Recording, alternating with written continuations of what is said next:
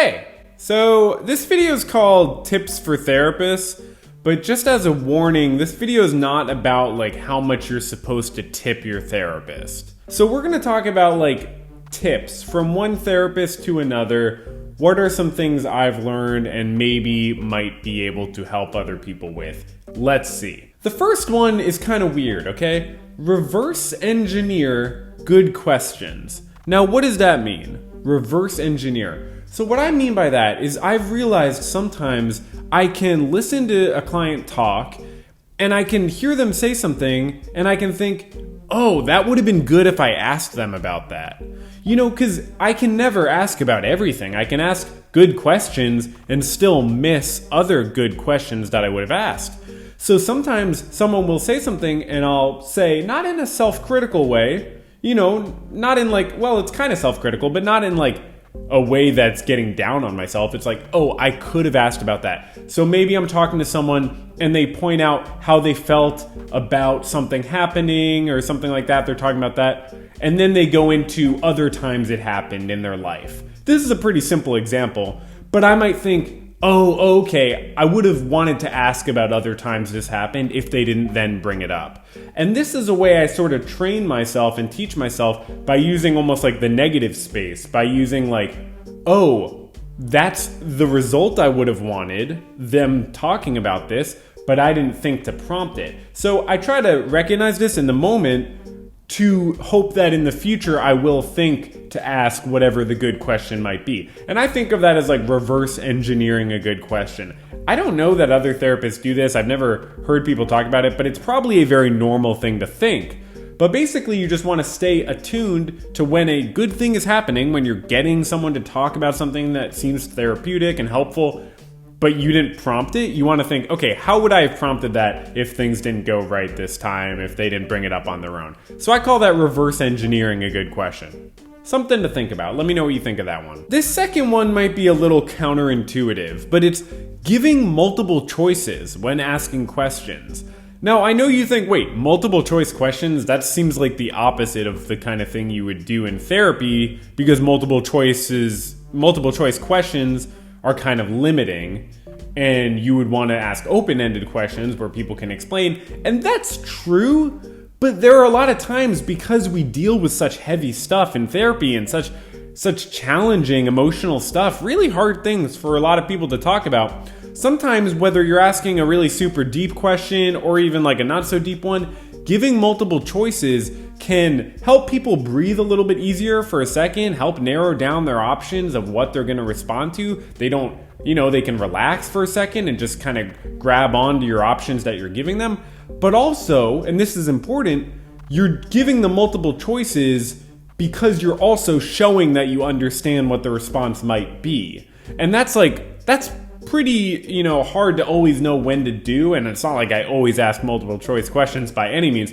But it is a very important thing to go to sometimes, to ask a question and show that you understand what the possible answers might be while also giving someone, potential answers to grab onto. It's kind of speculative, but I get the sense people enjoy it. I can sort of hear the relief sometimes when we've been talking about a lot of heavy stuff and I give sort of multiple choices. And sometimes both choices or three choices, they're all wrong. But even by giving the multiple choices, you're helping spawn the actual answer in the person's mind. So it has a bunch of benefits. It helps someone relax by having options laid out in front of them for a minute, and it shows you understand, and it might spawn the actual answer. So multiple choice questions, I think it's a really good asset to know when to use that. You might be wondering, well, how do I turn an open-ended question into a multiple choice question? And let me give you an example. If you ask, how has your relationship with your partner changed over time? That's an open-ended question, but then it wouldn't hurt every now and then, based on your judgment, to say, have you gotten closer? Have you grown further apart? Or has it been pretty much the same? And sometimes that just helps. I mean, it's not a huge deal, but sometimes it can help a little bit. So sometimes you're turning an open-ended question into a multiple choice question by sort of breaking it down, as we're saying, but other times you can just turn a simple yes or no question into a slightly more detailed question. It's still a yes or no, but you're maybe putting a little bit more protein on it. For example, have you been having intrusive thoughts lately? Simple yes or no, but you might want to put a little bit more on it. saying, still dealing with those intrusive thoughts we were talking about last time, or have they continued to improve and decrease? There are a lot of different ways, but multiple choice questions can sort of soften hard questions by, giving more of a breakdown to a broad open-ended question, but they can also harden soft questions, meaning just putting more detail onto a question that might have been a little bit, simple. Anyways, I encourage you, if you're a therapist, to just really think about how and when you're presenting choices when you're asking a question. Just something to reflect on. I'm sure you're doing a great job.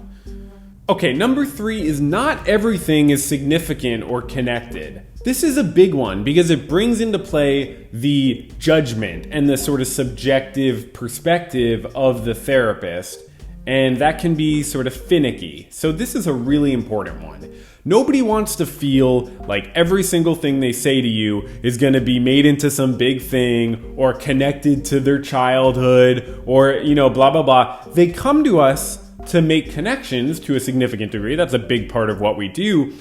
But, and, because that's a big part of what we do, we need to do it really well, and we need to not do it when it's not appropriate. And that's not so easy. First of all, making a connection necessarily means that to a certain extent, I'm changing the subject. I'm not really changing the subject, but in a detailed and minute way, I am shifting the focus to the thing I'm making the connection to. So you need to, first off, make sure that it's an appropriate time, obviously, because you are, to a certain extent, distracting the person from what they just brought up. Now, there are ways that has extreme validity in therapy, of course. It's just a, appropriateness, time and place, fit type of thing.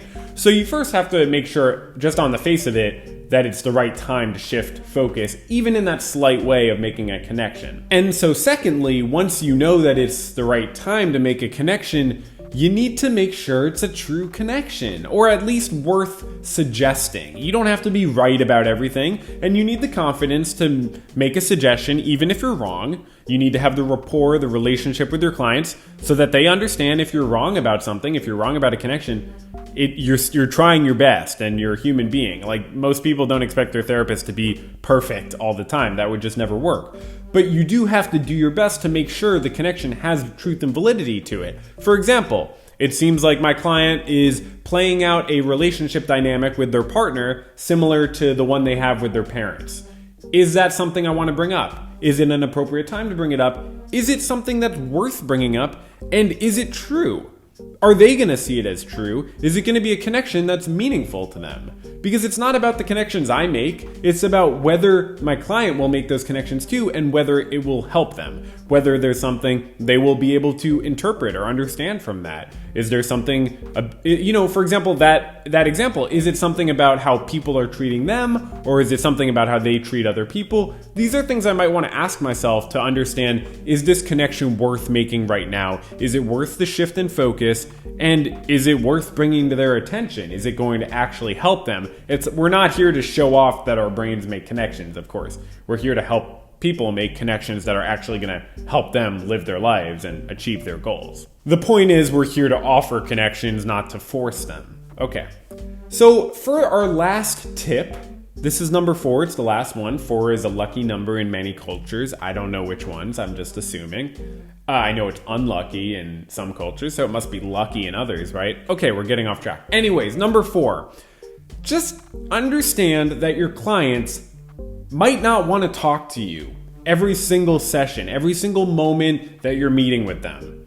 It's natural.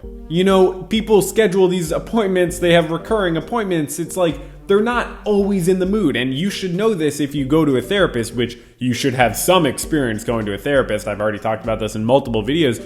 But you need to understand and kind of stay remembering that it might not be everybody's desire to talk with a therapist, to talk with you right when they're meeting with you, because they could just have other things they want to do. And that's a sensitivity that you need to sort of develop, and you don't need to say anything about it. I mean, sometimes you do. There are times when someone says, yeah, I really don't know. I don't feel like talking much today. I'm not really in the mood. And I'll say, yeah, I mean, were you feeling like therapy wasn't the right thing for you today or something like that? You know, it's a feeling, and they have every right to have it. They have every right to express it. They have every right to not want to meet with you forever, again, obviously, but they also have the right to not want to meet with you, even though they kind of do want to meet with you. And that's something people should be able to explore with you.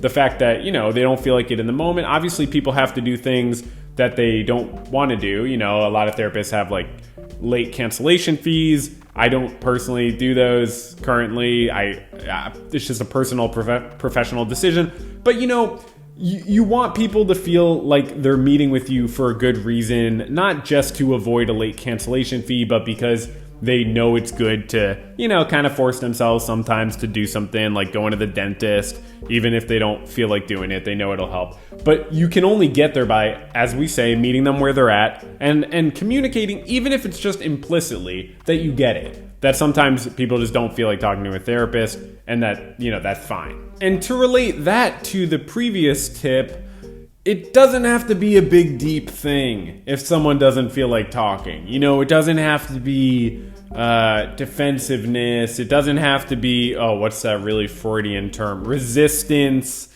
You know, and most therapists probably already know this, obviously, but like, don't make a big deal out of it. If it's a lot of times, sure, talk about it. It's got to be talked about. You know, what's going on that you feel this way. But it doesn't necessarily have to be bigger than it is. Sometimes people just would prefer to be doing something else. Don't feel like having a deep conversation or something like that.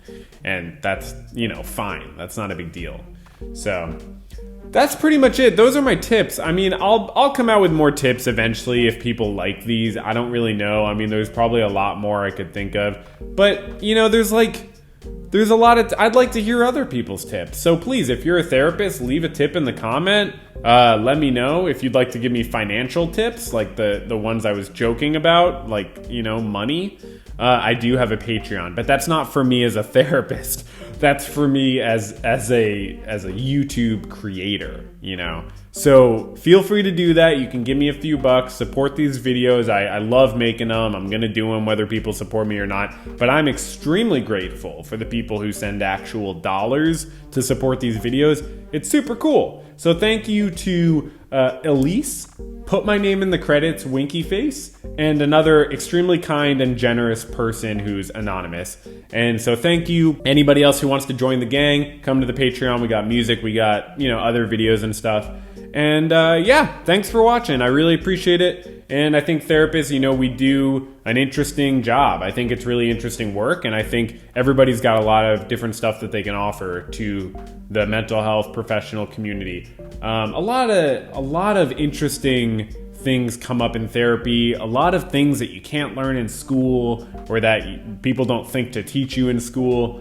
And it's really important to share your insight. So this is like my own insight. Hopefully some of it's genuine and helpful, but I know that I could gain so much from other people's. So looking forward to hearing other people's feedback, and thanks again for watching. Bye.